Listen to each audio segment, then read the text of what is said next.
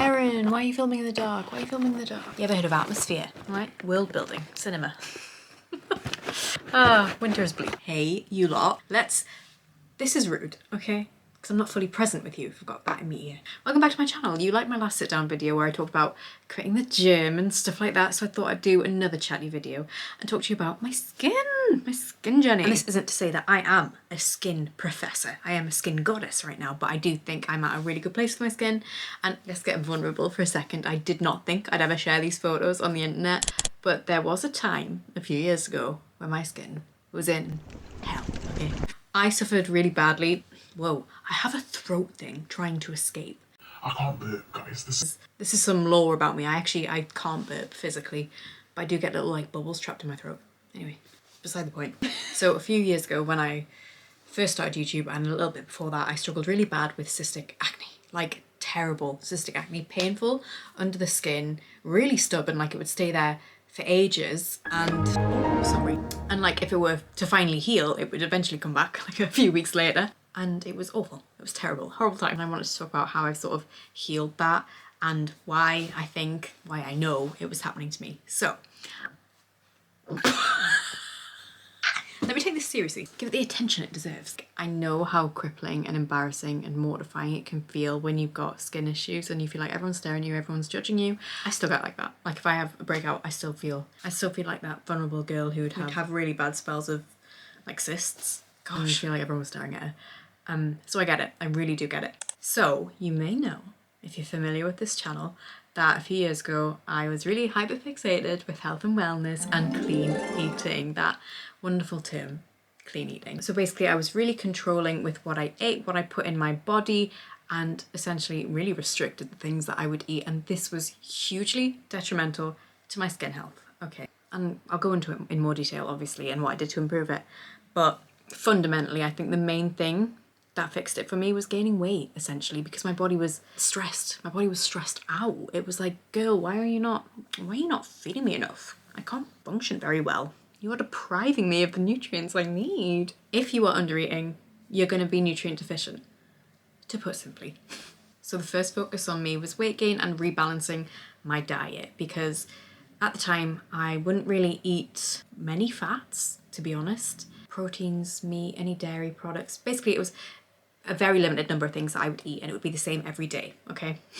Same every day, just in different forms. Like it might be lentils one day and the next day it might be lentils, but as a pizza base.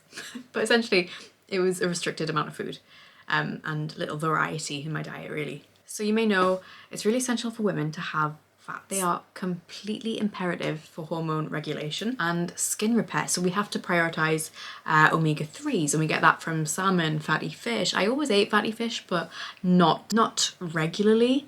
And I think I would just do it like to show face, to be like, oh look, I'm eating salmon this week, tick, done that. Walnuts, I would eat walnuts every day, but not in the quantity that was needed, obviously. But obviously I knew in the back of my mind it was good for me, and maybe that was my desperate attempt to try and fix my skin. I was like, oh, but look, I'm eating a little pitiful hand of walnuts at the end of the day. Surely my skin should be good. The issue was deeper than that. Flax seeds, avocado, oil, all these things are going to be so beneficial, and basically I just upped the quantity of all these things, and that drastically improved my skin health. Protein, I introduced more overt proteins. I went back to eating meat pretty consistently. I never completely ruled it out of my diet. Like I would eat chicken every so often, but now I'm sort of eating more freely and I don't have any food restrictions. Yeah, that's a whole other, But yeah, that's a whole other video. Protein helps rebuild collagen and supports your skin tissue. High quality sources like eggs, lean meats, tofu, legumes, all these things have protein in it as well. I'm not saying you have to eat meat and only meat to have good, plump skin, but it does help significantly, and it's what helped for me. Equally, a collagen supplement, you can get lots of plant-based collagen supplements, but I like marine collagen, I like bovine collagen, I particularly like the liquid forms of it because it's more bioavailable, and consistency is the key with collagen supplements. I'm not saying go out and spend a fortune on powders and stuff like that, but I have found a significant difference when I'm consistent with them. That is the key. Another thing to note, when my skin was bad, I hid it well. You would not know. Like I would slap makeup on, I would do blurring filters, the lot, to try and build this facade that I was like healthy and clean eating was the way forward. Clean eating, I'm saying this obviously in inverted commas, build a facade of wellness when internally I just was not happy. And I think it came from lack of control, partly to do with the pandemic, other reasons. I'm not gonna make excuses though. Anyway, some vitamins that I have been supplementing with that I love and I think are real underdogs, underappreciated, are zinc and vitamin A. Me favourites. You can also ingest these. Foods that are high in zinc are things like pumpkin seeds, oysters, chickpeas have zinc in them. Vitamin A are in things like sweet potato, eggs, liver. I love all those foods. I think a feature of my diet back then was, yeah, I would have elements of a healthy diet, but again, the restriction is the real killer. All these foods were a feature of my diet, but the stress I was putting on my body was probably counteracting all the goodness that I was trying to put in, because obviously I wasn't eating enough of the good foods and I wasn't allowing myself freedom and balance and all that other good stuff that goes into, you know, being a happy, healthy person. I am a gut health snob and I have been for a long time. You may have seen one of my most popular videos on my channel is talking about gut health and the things I do for a happy gut. And if you don't know this by now, let me tell you, the gut is the most important thing in the world. It controls everything, internally, externally, like down to your brain health, how you feel. But if you are not eating well or enough, you're gonna have a disrupted gut microbiome. End of. And this can and does contribute to acne, and it's our responsibility to make sure that our gut is happy. So we've got to populate it with all the flora and fauna that it needs. Like, that's on us, guys. I will always yap on about how good fermented foods are, like kimchi, sourdough, miso, kombuchas, what else? Yogurt, kefir, all this type of stuff. I think another thing diet-wise that I'll touch on is fake sugars. I was eating an excess of fake sugars in the form of like protein bars, protein powders, because I was, in all honesty, too scared to eat the real thing. But now that I allow myself like everything in moderation, of course, I saw almost an immediate effect on my skin, because honestly they disrupt your hormones so badly and like just stress your gut out to no end, because they don't really know how to metabolize it. They're like, what is this foreign substance? What is aspartame? How do I digest this?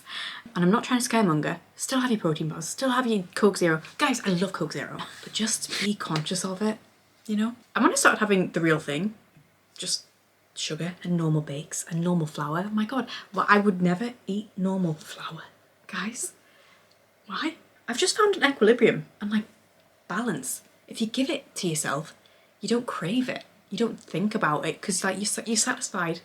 So that's the nutrition. Obviously, hormones play a massive part in your skin, and hormonal imbalances can come from a lot of things. It can be like if you've been on the pill, obviously if you've been under eating, or if you just have a history of irregular cycles, that's gonna mess up your hormones. And for this, I'd say you've just got to make your body feel more secure, and you do that by eating enough calories, avoiding excessive restriction, and not over-exercising, not putting undue stress on your body, okay? It needs to feel comfort and safety and security. It needs to know that it's gonna be fine. The body loves consistency. A little hormone tip, something to consider is seed cycling. Put simply, you wanna do simple seed cycling and then pumpkin seeds towards the end. That's how to do it simply, okay?